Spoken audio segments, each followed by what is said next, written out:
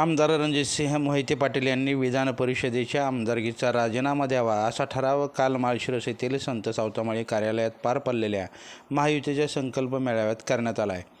काल माळशिरस विधानसभा मतदारसंघात महायुतीचा संकल्प मेळावा पार पडला। यावेळी भाजपा माळशिरस विधानसभा निवडणूक प्रमुख व भाजपा कार्यकारिणी सदस्य के पाटील यांनी आमदार रणजितसिंह मोहिते पाटील यांच्या राजीनाम्याचा ठराव मांडला। यावेळी आमदार राम सातपुते उपस्थित होते।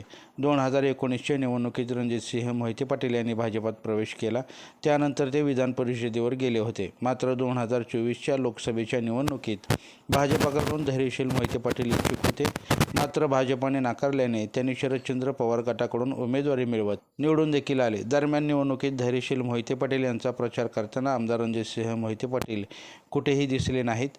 या बैठकीत आमदार राम सातपुते यांनी मोहिते पाटलांना पुन्हा दिवसात माझे अंतिम कार्यसुद्धा माळशिरस तालुक्यातच होईल असे या महायुतीच्या संकल्प मेळाव्यात बोलताना व्यक्त केलं।